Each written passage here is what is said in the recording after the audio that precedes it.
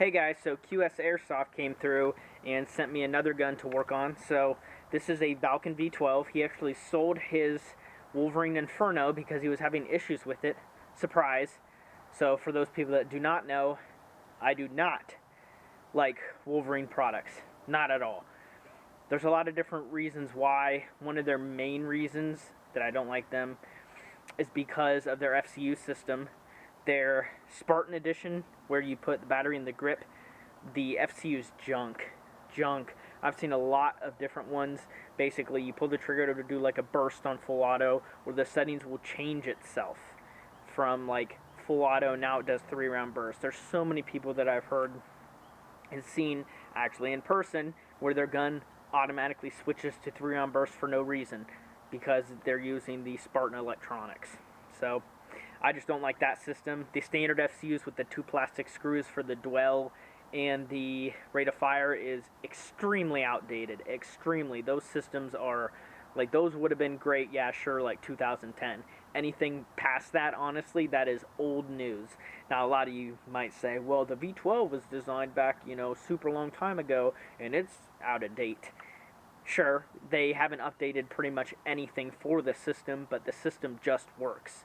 There's a great FCU inside of this gun, and the only reason why this gun can actually be the way it is because it has a V12.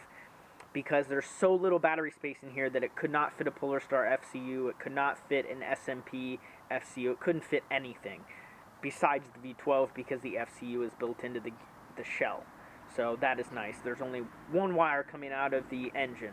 Super simple. So let's start from the back, go to the front. So this stock on here is the PDW style.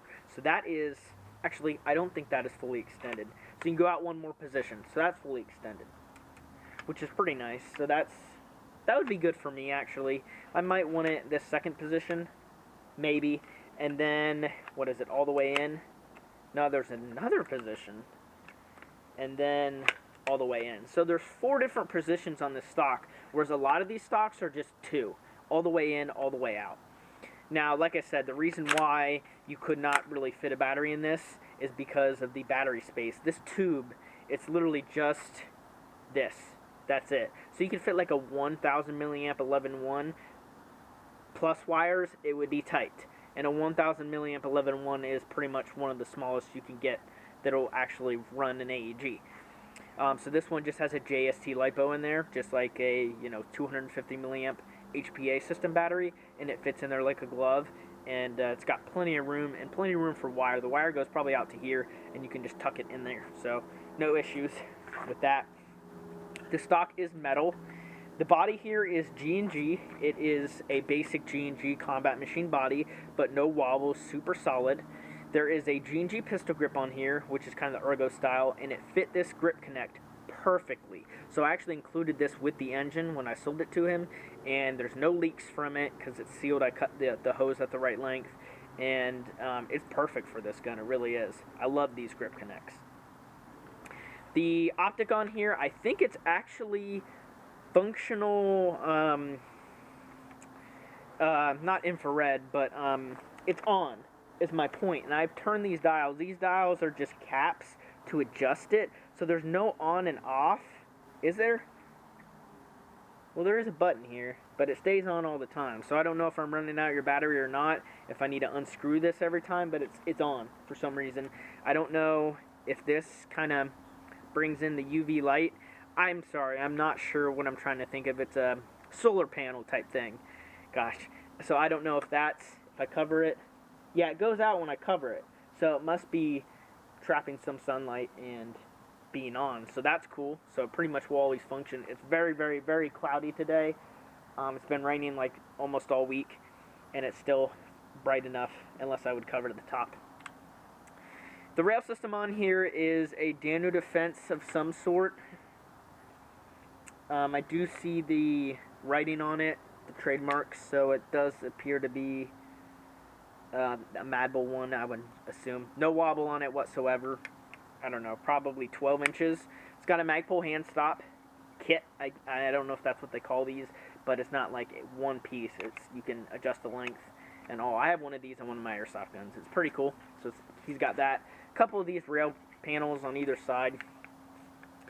The top, it's blank here, so obviously he had something there when he painted it, although the bottom's blank too on some spots. So I don't know if he puts a flashlight in this or not. I think this is going to be an outdoor gun for him. I built him an AK-74 with a Polar Star Jack that he's going to use for indoors. So this is more of an outdoor gun. So yeah, that's pretty much it on the outside. It does have a mock suppressor on here. The inner barrel goes to like right here, so it's actually pretty loud. I put a foam-filled suppressor on here that was like this long.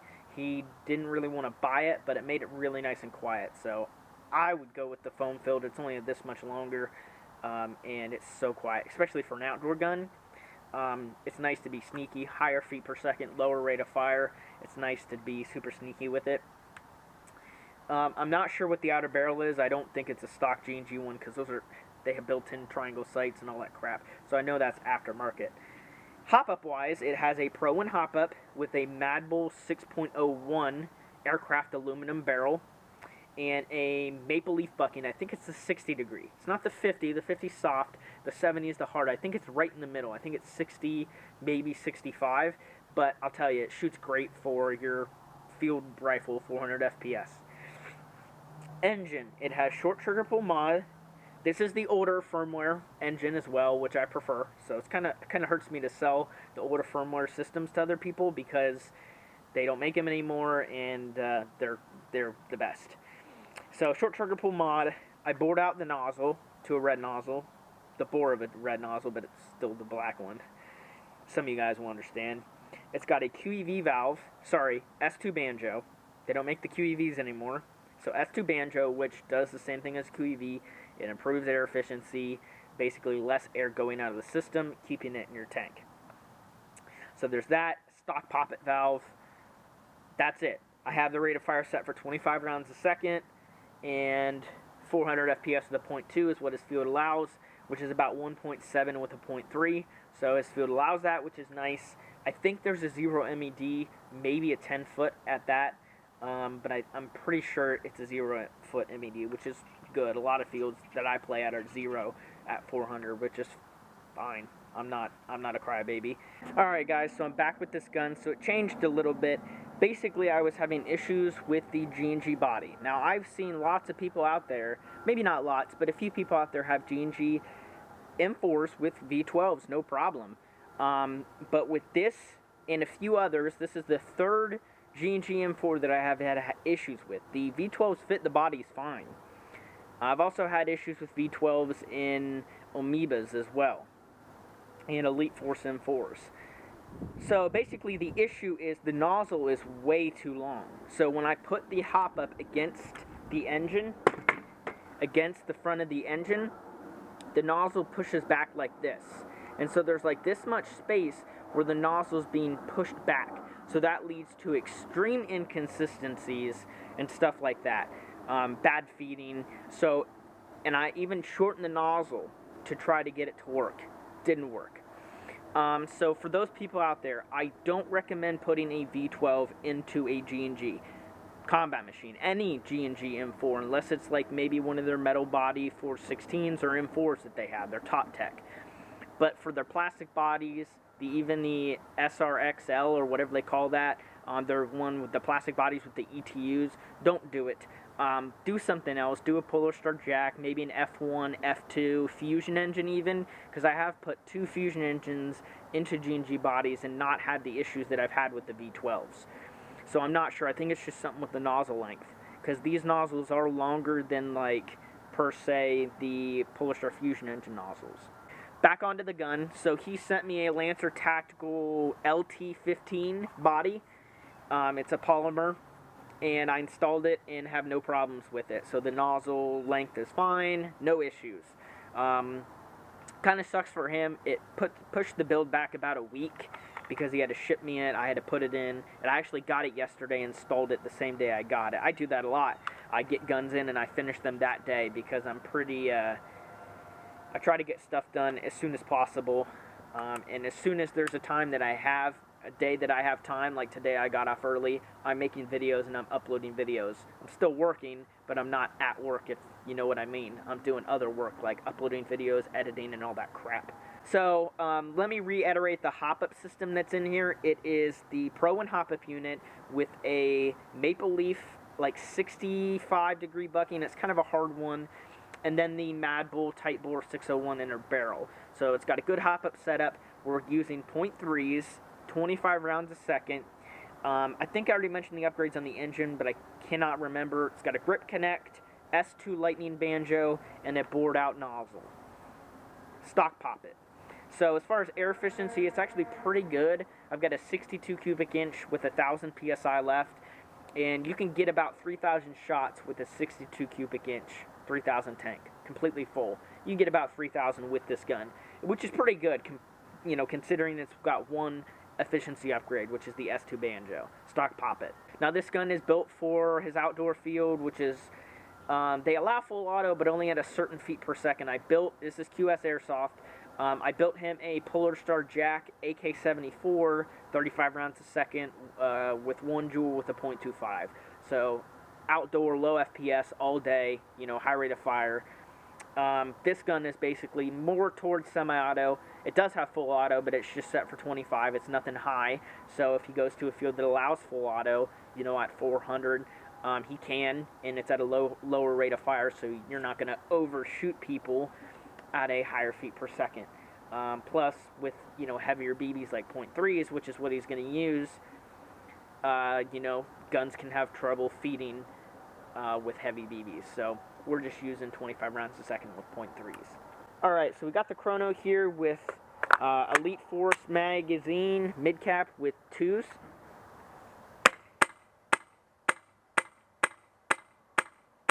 Alright, so let's put it through the chrono here. 406, 401, 401, 404, 406, 405, 403, 400, 394. That was a drop. 401, 405, 406, 405, 406, 404. So pretty dang consistent. It's like plus or minus 3. There was one that dropped roughly 10. It was like 394, which is pretty low. So I've got a high cap here with .3 so we can get a full auto reading. Also, we will test the jewels.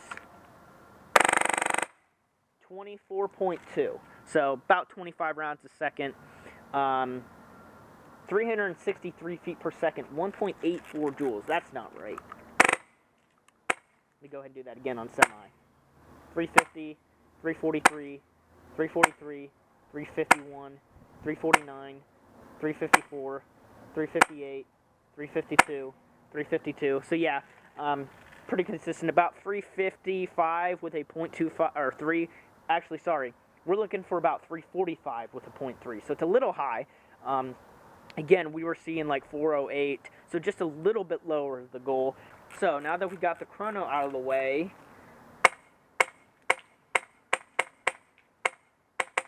the hop-up is set low.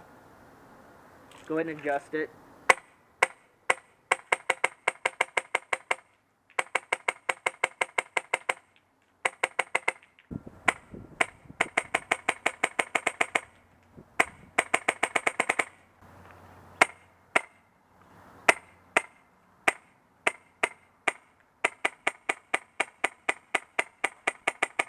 Okay, so I was having some more issues. So this is why I put like 1,000 rounds through every customer's gun. And I do these videos because it gives me a chance to not only get my name out there on YouTube, but also test the gun to quite a ways.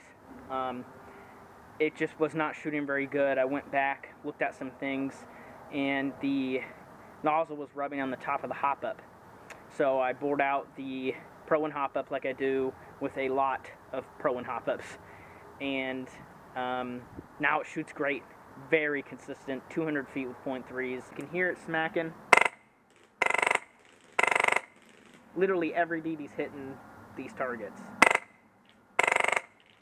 Sometimes if you take it slow from full auto to go to semi, sorry, let me do that again. Full auto, go to semi, it's still going to be full auto. You have to like, that, and then it's semi-auto. Trigger response is perfect, obviously. It being a V12, you can spam the heck out of the trigger.